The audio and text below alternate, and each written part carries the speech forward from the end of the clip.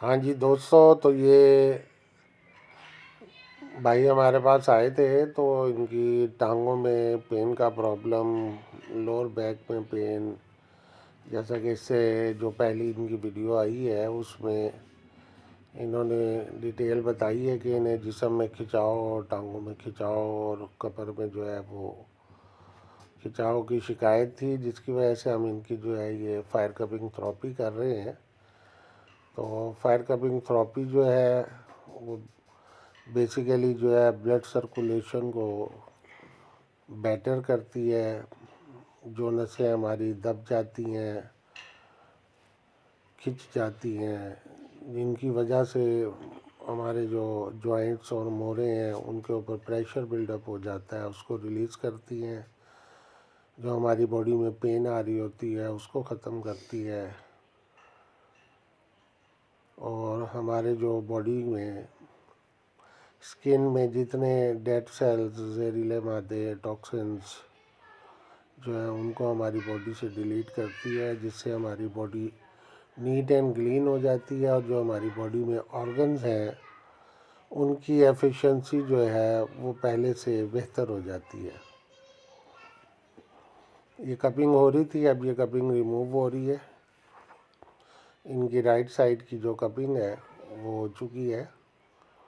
अब साथ साथ इनके जो रिज़ल्ट्स हैं वो भी, जो कपिंग के साइन हैं वो देते रहेंगे।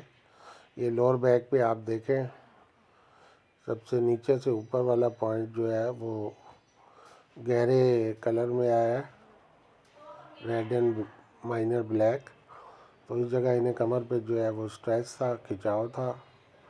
राइट साइड पे जो बॉडी के साइन आ रहे हैं वो भी इसी तरह हर साइन जो है बॉडी की सूरत हाल को वाजे कर रहा है।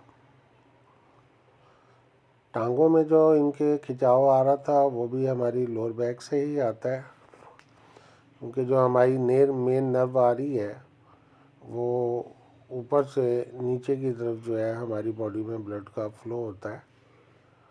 तो ऊपर से नीचे को जो फ्लो आ रहा है उस फ्लो को हम चेक करते हैं। अब ये जिस जगह पे इस वक्त कपिंग हो रही है, इसी जगह पे वो मेन नर्व है जो ऊपर शोल्डर के पास से हमारे लोअर बैक तक आ रही है। फिर वो नर्व हमारे ये टी जॉइंट आएगा हिप से ऊपर, S1 S2 के मोड़े होते हैं। यहाँ से जो है वो ब्लड की सर्कुलेशन जो है हमारी लेग्स की तरफ जाती है। यहाँ से हमारी लेग्स की तरफ ये फिर 2 से 3 नर्व जो है उनकी डिस्ट्रीब्यूशन हो जाती है, 2-3 नर्व में। और शैटिका भी जो है वो ज़्यादातर हमें बैक से साइड पे शैटिका की नर्व होती है, जिसमें प्रॉब्लम आता है। शैटिका, अरकुन निसा, लंगड़ी का दर्द, मुख्तलिफ नाम है इसके। तो इंग्लिश में शैटिका कहते हैं और हिकमत में अरकुन निसा कहते हैं, और आम फहम में कराची की ज़ुबान में जो है वो लंगड़ी का दर्द भी कहा जाता है।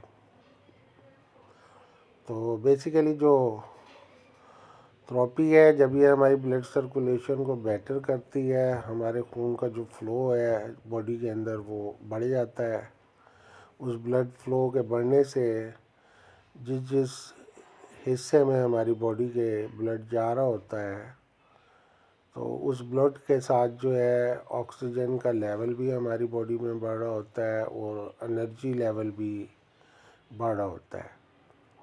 कपिंग थेरेपी का जो सबसे बड़ा फ़ायदा है वो ये है कि हमारी बॉडी तो रिलैक्स होती है, हम मेंटली भी रिलैक्स होते हैं, क्योंकि हमारी बॉडी के जो तमाम सिग्नल्स हैं वो तमाम के तमाम सिग्नल्स ब्लड से ही, कैलकुलेशन उसकी ब्लड से ही है कि जितना अच्छा ब्लड हमारी बॉडी में चल रहा होगा उतना ही हमारे सिग्नल हमारे दिमाग की तरफ तमाम बॉडी पार्ट्स के मजबूत और स्ट्रॉन्ग होंगे।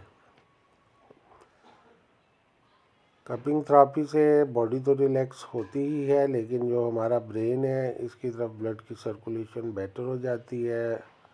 हमारे दिमाग की तरफ जब ऑक्सीजन का लेवल बढ़ता है तो उनसे हमें मेंटली रिलैक्सेशन भी फील होती है, नींद जो है वो गहरी हो जाती है, स्लीपिंग टाइम बड़ा पुरसुकून होता है उठने के बाद आफ्टर स्लीप। प्लस जिनको नींद ना आने की शिकायत है कि उनको नींद नहीं आती, उनके लिए भी कपिंग थेरेपी बेहतरीन है।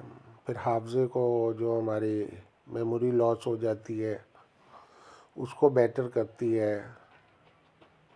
प्लस डिप्रेशन, ब्लड प्रेशर,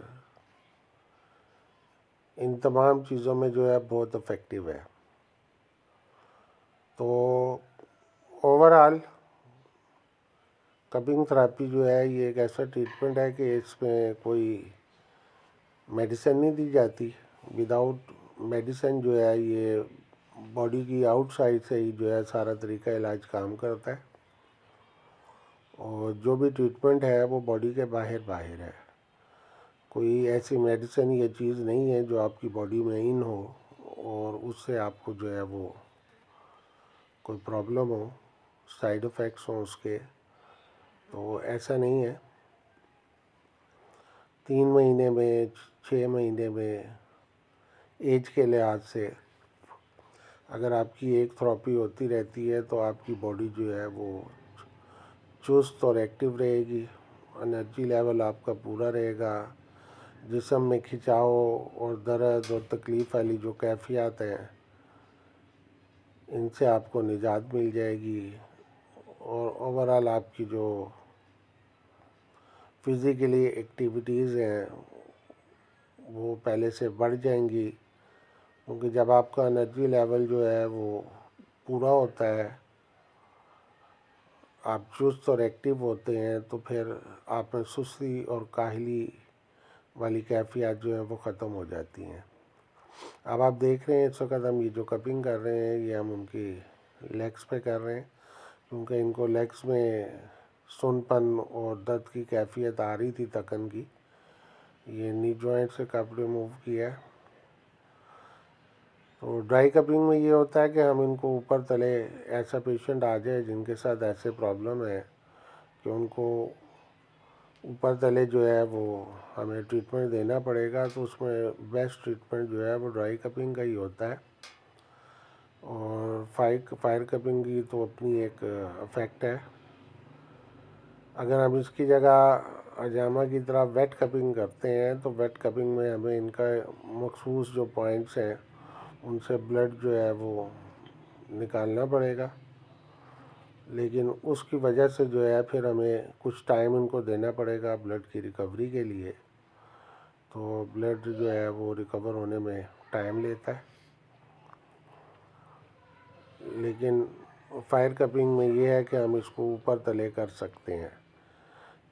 एक एक दो दो दिन के वक्फे से हम अपना ट्रीटमेंट जारी रख सकते हैं। तो वो अगर पेशेंट क्रिटिकल कंडीशन में है तो उनके हर 2-3 दिन के बाद जो है वो ट्रीटमेंट का सेशन उनके उस प्रॉब्लम से जो ताल्लुक़ रखता है वो चलता रहता है।